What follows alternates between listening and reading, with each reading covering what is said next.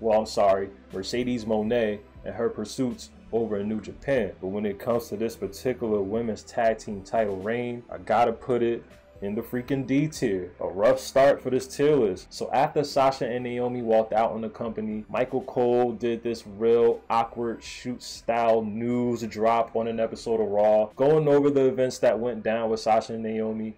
And he went on to announce that in the near future, we would have a women's tag team tournament to crown new women's tag team champions. So the tournament wouldn't go down for another 3 months ever since Michael Cole said that. And we got the tournament brackets, and looking at the bracket, we thought that Damage Control was going to take the tournament. And sometimes when it comes to booking decisions and when they look obvious, there's nothing wrong with going with the obvious booking decision. I know that sometimes people may feel like it's boring or, you know, very predictable, but it would have made sense for Damage Control to win this tournament. They went into the tournament with a lot of momentum. It seemed like WWE pulled an audible at the last minute, but the underdog team of Raquel, Rodriguez, and Aaliyah would walk out with the women's tag team champions. They would win the tournament finals in late August, but would only have the belts for 2 weeks and would have only one title defense, losing the belts in that defense to Damage Control. So, again, very rough start to this list. But I'm gonna have to put the team of Raquel and Aaliyah in the D tier. They could have definitely done a lot more with them. If they would have gave them a lengthy run and gave them a true, you know, babyface underdog story with those tag belts, it would have helped get both ladies over. But unfortunately, they dropped the belts immediately, and we're gonna have to slide them right into the D tier. Next, we have the team of Io Sky and Dakota Kai, none other than Damage Control, Bailey's homies, running shop all over Raw's women's division for the past several months. Ever since SummerSlam 2022, they have been causing a wreck. They took the tag team belts off of our young team of Raquel and Aaliyah. They held the belts for about 48 days and had a couple of title defenses, but I guess for storyline purposes, they dropped the belts to the team of Alexa Bliss and Asuka on an episode of Raw. So a little, you know, seemed to be a little transitional tag team reign of a little over a month. So them dropping the belt kind of stained their run, and I'm not gonna put it in detail because it wasn't as bad as the previous runs prior to when they picked up these belts. Even though it was pretty short, as far as storyline purposes, at least it gave, you know, some type of momentum to the women's tag belts after having a very rough start to 2022. So I'm gonna put this team, Damage Control, the first reign as women's tag team champions, are gonna go in the C tier. Next, we have the babyface team of Alexa Bliss and Asuka, who pretty much served as Bianca Belair's homies to help her against Bayley, and Damage Control had a little 3-on-3 war going on, building up their rivalry going into, you know, Saudi Arabia and Crown Jewel and everything that went down at the Survivor Series. It started off with this 3-on-3 confrontation with Bianca Belair, Alexa Bliss, and Asuka going up against Bayley and Damage Control. So within the storyline beef, like I said, the team of Damage Control, Io Sky, Dakota Kai, dropping the belts to the babyface team of Asuka and Alexa Bliss. So it did give us a good pop moment. They won the belts on the Halloween episode of Raw. However, they wouldn't hold the belts for long. They would only hold the belts for 5 days and would defend the titles against Damage Control at Crown Jewel in Saudi Arabia, and they lost the belts. Damage Control would regain the women's tag team championships. So for this little hot potato situation that these teams had, and just for them being an obvious transitional team, only having the belts for 5 days, very transitional reign, you know where it's going. Unfortunately, for that little transitional reign, the team of Asuka and Alexa Bliss, D tier. And finally, wrapping up the women's tag team championship portion of this tier list, we have the team of Dakota Kai, Io Sky, Damage Control, regaining the tag team championships at Crown Jewel, and at the time of recording, they are still the women's tag team champions, clocking in at about 72 days and counting. So this reign is looking a lot stronger than the first time they had the tag belts. They could have just put the tag titles on these ladies to end the tournament, and they could have just been having a long, lengthy reign. They didn't have to go through the other two teams, but it's cool that they wanted to, you know, play a little bit of hot potato with the belt.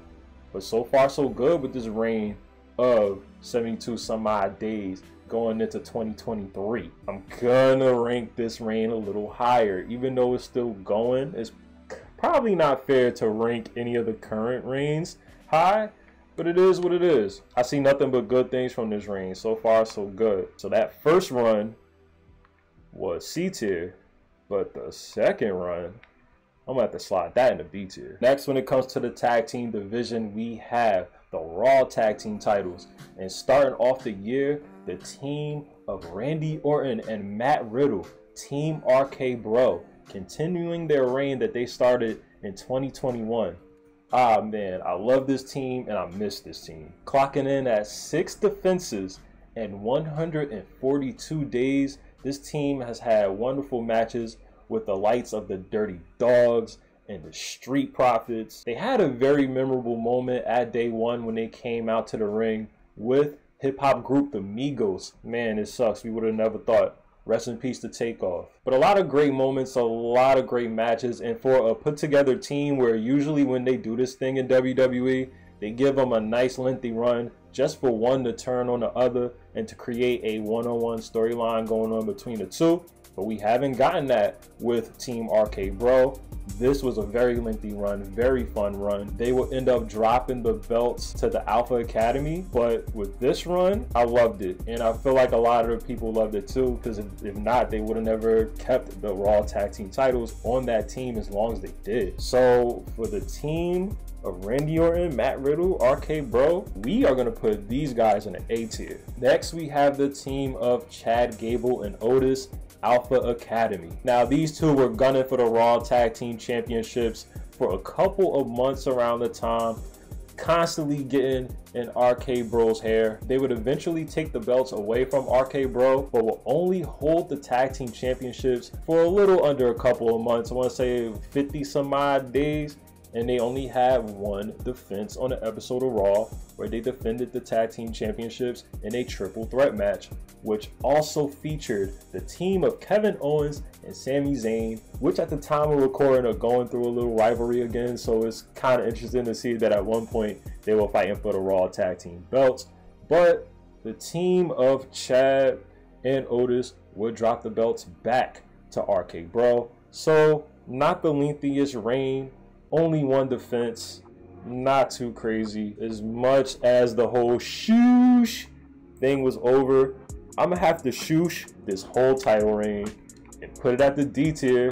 The D tier is getting a little crowded. Next, we have when RK Bro would regain the Raw Tag Team Championships, and they would go on to hold the belts for only a couple more months, about 74 days, with only 2 title defenses. We got that wonderful moment of Team RK Bro regaining the Raw Tag Team Championships, but they will only hold the Raw Tag Team titles for a couple more months and will only have one defense, that one defense being when they went up against the Usos on an episode of SmackDown. You already know, title for title, Raw tag team belts, SmackDown tag team belts. Whoever walked away from the match were the undisputed tag team champions. And unfortunately, our guys, Team RK Bro, when they recently got their Raw tag team titles back, they lost the unification match. Can't put it in A tier along with that first run just because it wasn't as long and wasn't as beautiful. I'm gonna put them in C. Even though they only had one title defense in 2 months and still having that momentum from the first reign, even though they went a couple months without the Raw tag team belts, I can't put it as low as D. And finally, wrapping up the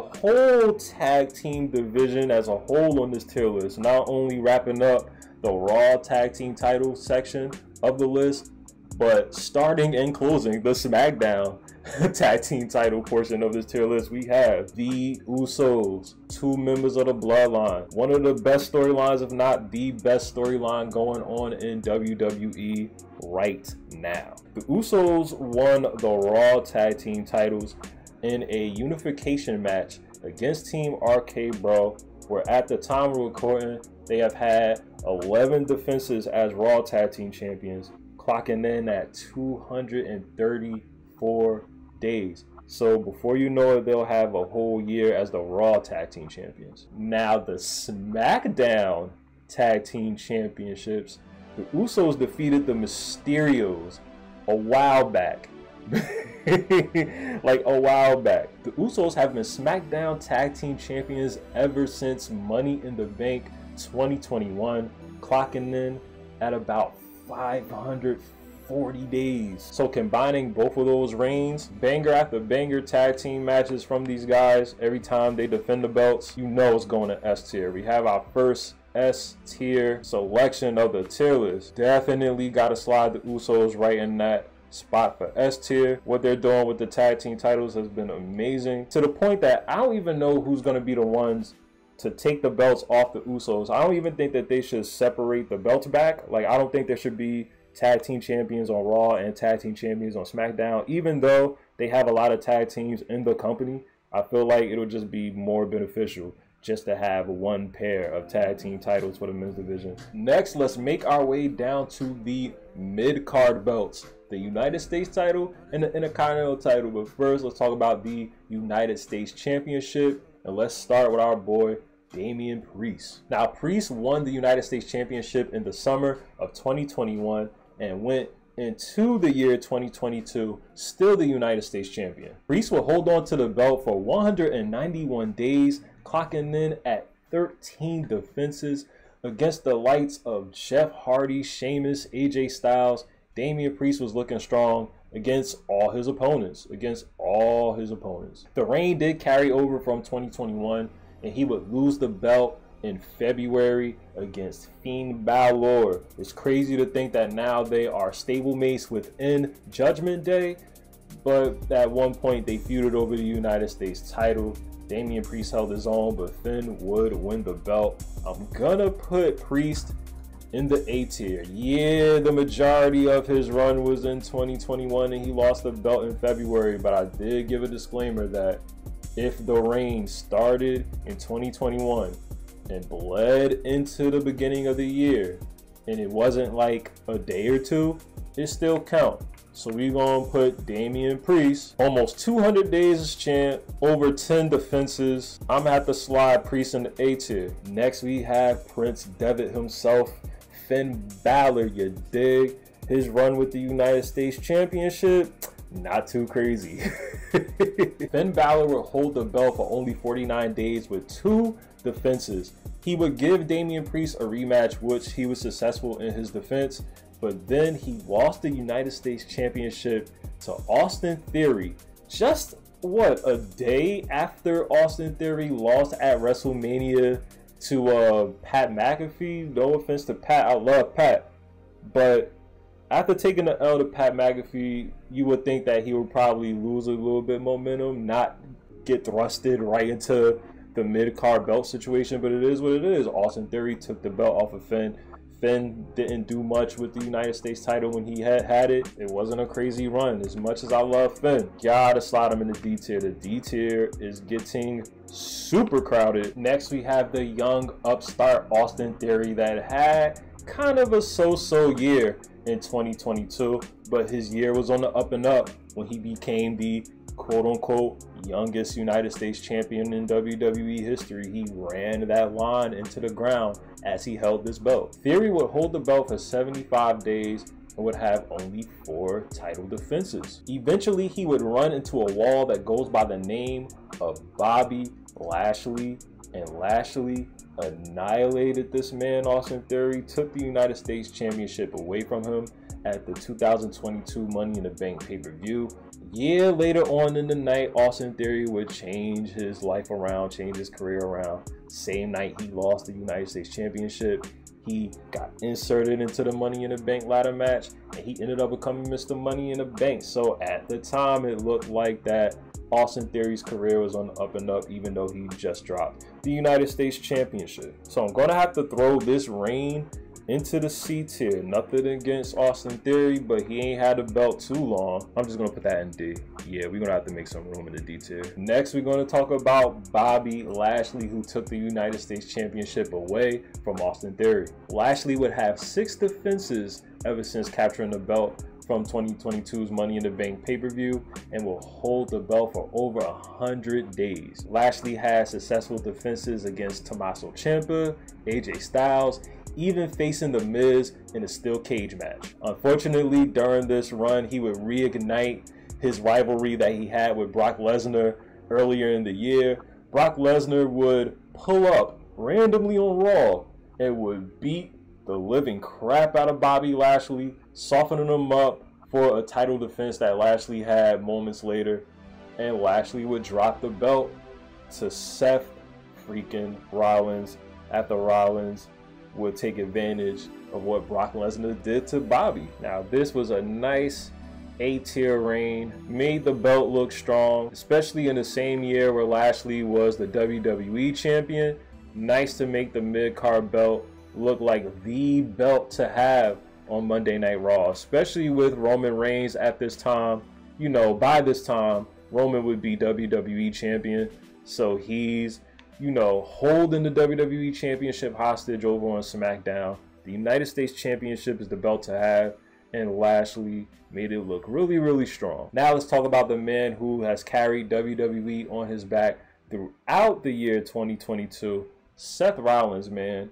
After he got out of a trilogy of matches, a crazy rivalry that he had with Cody Rhodes to start off the year, he would become the United States champion, like I said, after he took advantage of Brock Lesnar running down on Bobby Lashley. Seth would become the United States champion in October, and during his 47-day reign as United States champion, Seth would reignite the United States Open Challenge, which is already leveraged for a good United States title reign in WWE. I love whenever they bring that concept back. You never know who will pull up for the challenge, and you never know, the title might change hands. Seth would have successful defenses against Matt Riddle, Finn Balor, and for some reason, Austin Theory decided to cash in the Money in the Bank briefcase on Seth instead of going for the world title, and he would fail in his cash-in because of the involvement of Bobby Lashley. That storyline would kind of breed itself into a triple threat match that we would get at the Survivor Series pay-per-view. But during this little run, I liked what Seth did with the belt. Even though it was only 47 days, he reinstated the United States Open Challenge, gave us some good moments, gave us that he even fought off a Money in the Bank cash-in, which has never happened for a mid-card belt. So the fact that he fought off a cash-in, somebody who has done a cash-in himself and who's got cashed in on himself, it's just funny to see that. So Seth, I would say, had a great run. Even though it was short, it was good. You can't argue with quality, you can't argue with storyline, you can't argue with good matches. Seth, man, you could put any belt. Maybe they should have put the 24/7 championship on Seth. It would have been bad. A lot of people would have been upset, but we probably would have got a lot of good matches for that crappy belt. Seth's run as United States champion is definitely going in the A tier. And finally, we wrap up the United States Championship portion of this list with Austin Theory's second run as the United States champion. So at the Survivor Series, we had a triple threat match between Bobby Lashley, Seth Rollins, and Austin Theory, and Theory would capture the belt in crazy fashion. Seth Rollins would get speared after Seth tried to do his superplex Falcon Arrow combo in Theory. Lashley would come out of nowhere and spear Seth. Austin Theory would get an arm over Seth Rollins, and before Lashley could break the pin up, Theory would win the match and walk out of Survivor Series as the United States champion. Now, at the time of recording, he's only had 2 defenses over the past 40, 50 some odd days. I want to say about 51. And recently he had a banger of a match with Seth Rollins, and then they're telling like this little injury storyline, and it looks like that they're probably gonna have a rematch at this year's Royal Rumble. Who knows? But so far so good with Austin Theory's reign as United States champion. I'll put Austin Theory second reign at C tier, just a little above his first run as champion, and he's still the champion at the time of recording. There's still room for improvement. Who knows? He could be, we don't know what they're going to do with the belt. He could drop the belt in a couple months. He could hold the belt throughout the whole year 2023. But we're focusing on the year 2022. So we'll have his second run as United States champion at C tier since it's ongoing. The way that first one ended was just so weird. The second time around, off of a failed Money in the Bank attempt after winning the triple threat match with the two guys who was under his skin, I'll give him a C tier for that second run. Now let's talk about one of my favorite championships, not only in WWE, but in all of wrestling. Let's talk about the Intercontinental Championship, and let's talk about Shinsuke Nakamura, who started the year off as the Intercontinental Champion. Now Shinsuke, he started this reign off in 2021, and during this time, he didn't have much to do with that belt. He won it in the summer, but he will only defend it twice. He gave Apollo Crews his rematch towards the end of 2021, but wouldn't defend the belt again until February, and he would drop the belt to Sami Zayn. Now this is before Sami Zayn was doing his whole honorary Uso thing that he's doing with the Bloodline right now, which has been, it's just been nothing but brilliance throughout this whole storyline. I'm actually feeling kind of oozy just talking about it. Even though Shinsuke was champion for 182 days, only having a couple of title defenses really doesn't do anything for him. It kind of reminded me back of when Dean Ambrose was the United States champion. Yeah, he had the belt for a very long time, but he barely defended it. This was just like that. And as much as I love Shinsuke, again, we're only focusing on title reigns in the year 2022. I'm definitely slotting his reign as Intercontinental Champion right in that little C tier. Next, we have Sami Zayn. But like I said, this was before he got into his honorary Uso bag. And during this time in 2022, he had a real interesting and funny rivalry with the Jackass cast, mainly Johnny Knoxville. 3 weeks after Sami Zayn took the Intercontinental Championship from Shinsuke, he had a title defense against Ricochet. And none other than Jackass's Johnny Knoxville got involved in the match, and Sami Zayn would lose the belt to Ricochet. So Sami only had the belt for 3 weeks, lost it in one defense. So as much as Sami's story starts to get crazy later on in 2022, I can't put this reign in a high tier. You know where it's going. It's getting real crowded. The D tier is getting quite full. Next, we have the high-flying, ever-exciting Ricochet, who has had a wonderful 2022, becoming the Intercontinental Champion, also winning the World Cup tournament later on in the year. Being the human highlight reel that Ricochet is, he's had wonderful matches ranging from Sami Zayn, bangers with Sami Zayn, down to fillers with Shanky. You could put anyone, like Ricochet could wrestle a broom and he could put on a good match, in my opinion. But similar to how Austin Theory ran into a wall once he got in the ring with Lashley, it was the same thing when Ricochet got into the ring with Gunther, the repackaged Gunther, the monster of NXT. Well, NXT UK, got brought up to SmackDown along with his Imperium Bros. And during Gunther's buildup of being that dominant force on SmackDown, he would capture the Intercontinental Championship and take it away from Ricochet. So even though it was Ricochet's first singles championship run on the main roster, it came down to a crazy end once he got in the ring with Gunther. But I like what they did. I like what Ricochet did with the Intercontinental Championship. 98 days, 5 defenses. Some good matches, others not the most memorable, but I feel like it's been a solid run. Well, I feel like his run was pretty solid. So in the B tier, midway, you know what I mean? Like, finally, we have Gunther, your boy Gunther. Gunther has been IC champion at the time of recording, clocking in at 220 days with 6 defenses under his belt, especially that banger of a match that he had with Sheamus at Clash of the Castle. Gunther has been having crazy matches as Intercontinental Champion. He's still the champion at the time of recording.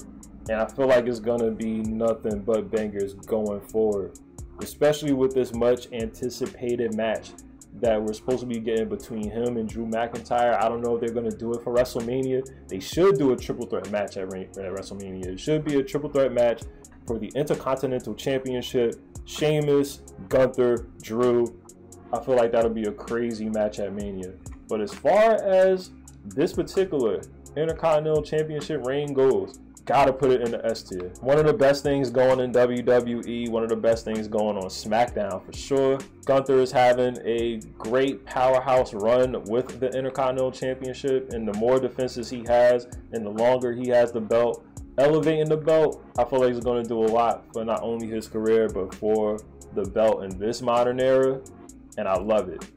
I love it. So 1000% Gunther's reign, Intercontinental Champion, S tier. And now, ladies and gentlemen, we have made it to the top tier belts within WWE. We have the top women's belts.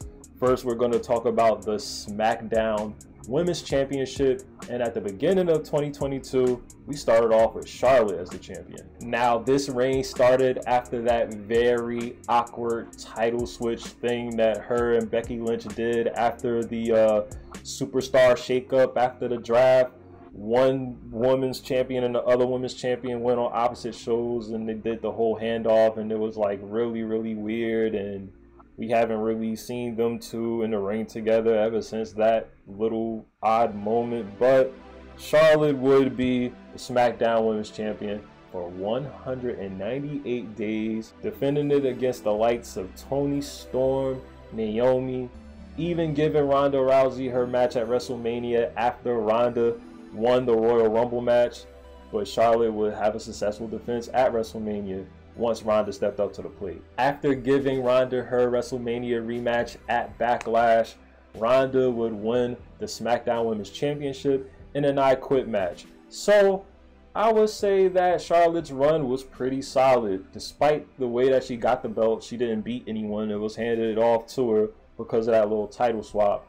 But going through the beginning of the year, going through the Royal Rumble, going through WrestleMania, retaining the championship, going through that first quarter as SmackDown Women's Champion, it's undeniable. You can't say that it was a bad run. I'll put her in A tier for that run. Next, we have the baddest woman on the planet, Ronda Rousey, taking the SmackDown Women's Championship away from Charlotte Flair. Ronda will only have the belt for 55 days and will only have 3 title defenses, giving Natalya a title defense and also going up against Raquel Gonzalez at Money in the Bank. Now the match with Raquel wasn't too long, but after the match she was still a little, wounded. Raquel kind of worked Ronda Rousey down enough, at least, for Liv Morgan to cash in Money in the Bank and win the belt the same night. So Ronda didn't have the belt for too long. I'm not gonna rank this reign too high.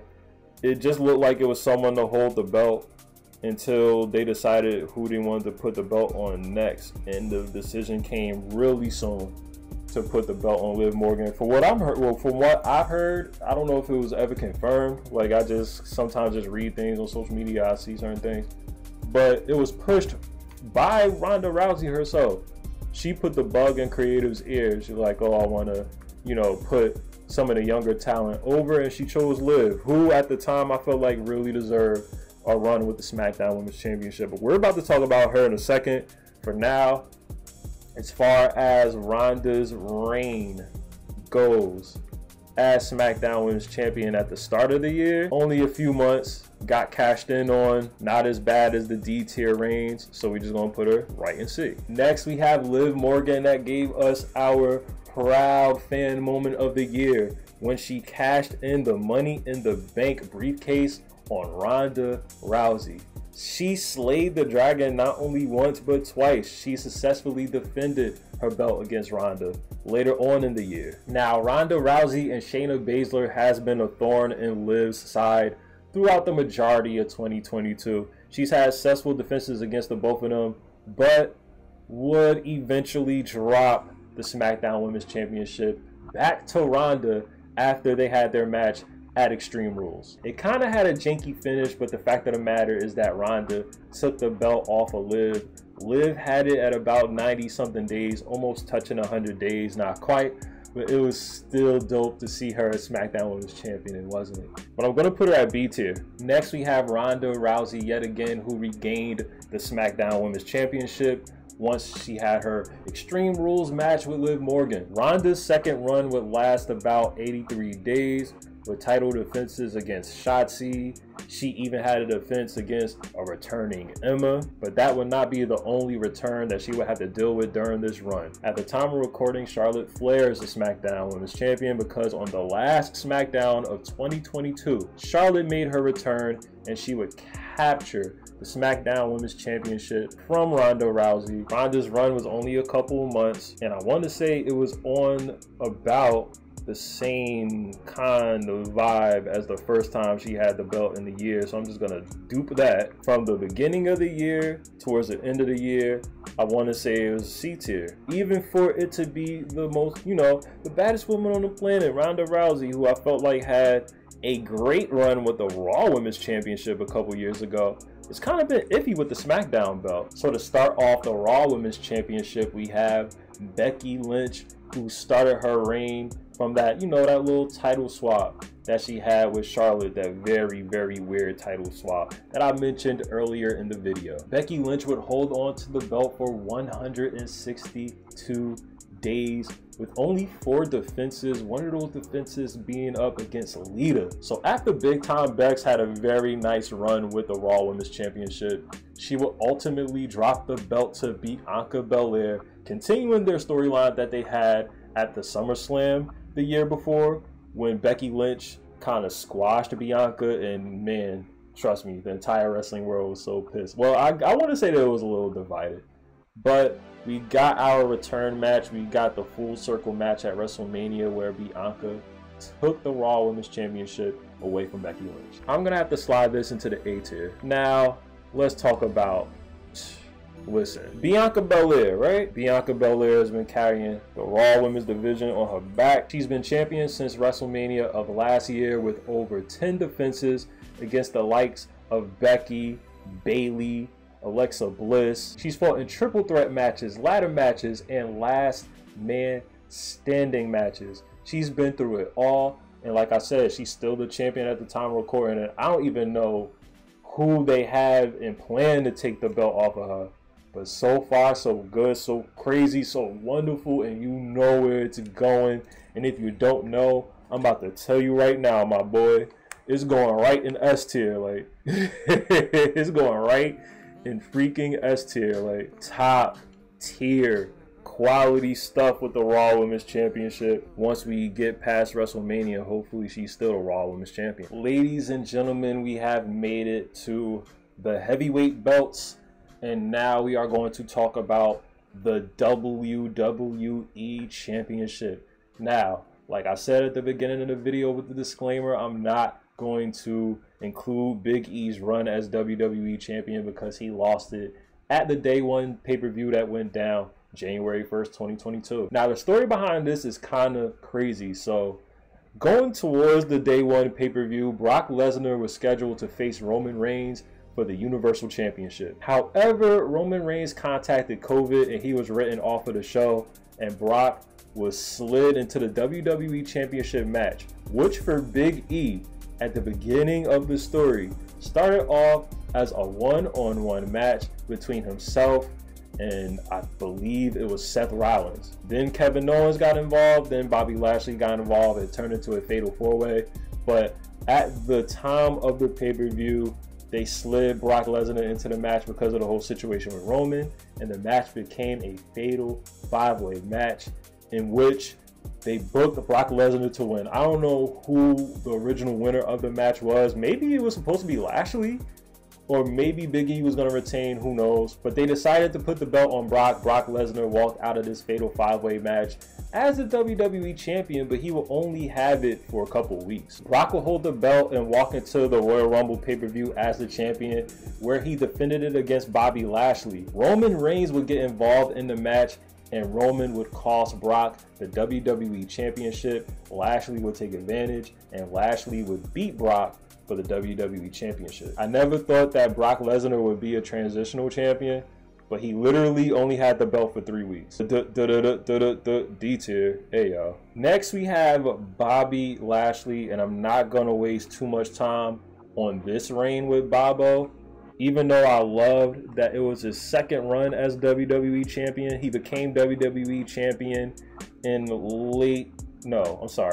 He became WWE champion in 2021, and his run in 2021 by far was better than the run that he had in 2022. His run as United States champion in 2022 was better than his run as WWE champion. He only had it for a few weeks, and he would end up dropping the belt back to Brock Lesnar in Saudi Arabia at Elimination Chamber. So I'm just gonna make room and slide Lashley right into the ever so crowded D tier. Next, we have Brock Lesnar yet again, and for someone who is as awesome as Brock, someone who has held the WWE Championship twice in 1 year, he did not do much with either reign. So after taking the WWE Championship away from Bobby Lashley at the Elimination Chamber pay-per-view that went down in Saudi Arabia, the WWE decided to build up towards a title unification match to go down at WrestleMania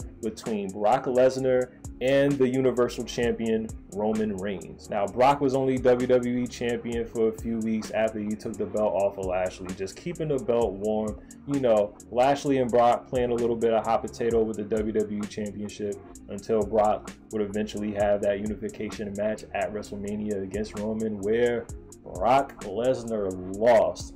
And we're going to talk about Roman Reigns in a second, but for now, let's double up on Brock. So similar to what I did with Ronda, I'm going to double up with Brock because both reigns were D tier. And finally, we have made it to the end of the tier list. We are going to talk about the tribal chief himself, Roman Reigns, who took the WWE Championship off of Brock Lesnar at WrestleMania while still being the Universal Champion, becoming the undisputed WWE Universal Champion. Now, separating the respective reigns, no pun intended, Roman has been WWE Champion at the time of recording for 281 days with about 4 title defenses. Now, Roman Reigns has been Universal Champion, however, ever since the end of summer 2020. So we're going on at almost 900 days with over 25 title defenses. Roman Reigns has had a grip lock on the Universal Championship. He has defended it in Triple Threat, TLC, Extreme Rules, Last Man Standing twice, Hell in a Cell twice. But we're not focusing on the overall run, we're only focusing on 2022. But it remains the same. Roman has not lost the Universal Championship. He was champion throughout the entire year, carrying on that bloodline storyline. You know, we have the Usos, who are also undisputed champions. We have Sami Zayn, who's going into his Sami Uso bag. We have Solo Sikoa that got bought up from NXT, doing his thing in the bloodline. So with that whole thing going on, Roman is just the top dog in WWE right now. It's without question that one of the longest modern day championship reigns would go into the S tier. Like, when was the last time somebody's held the belt for over 2 years in a single run? Like, you could probably add reigns together from certain superstars and get longer than that, but in a single run, 1000% S tier, tribal chief, you already know what it is. So let's take a second and let's take a look here at the final results and take a little snapshot if you can. Yeah. Whew, that was fun to put together. My first ever tier list on the channel. It was kind of tricky to do, like the little in-between parts, because you know what you like, so you know what you're gonna put in S, so you know what you don't like, so you know what you're gonna put in D. It's the little in-betweens that get a little tricky, but I felt like I did pretty good for my first ever tier list. I feel like it went down pretty solid. Let me know how you feel about this list in the comment section below. If you agree with any selections, if you disagree with any selections, if you want to rearrange it, hell, feel free to put your own tier list in the comment section below. have at it. But of course, thank you so much for coming through to the channel. And if you haven't already, make sure that you like, comment, share, subscribe, turn them notifications on. Engage, people. Cheers to y'all, and let's have a wonderful, wonderful 2023. Happy New Year, everybody. Until next time. Peace.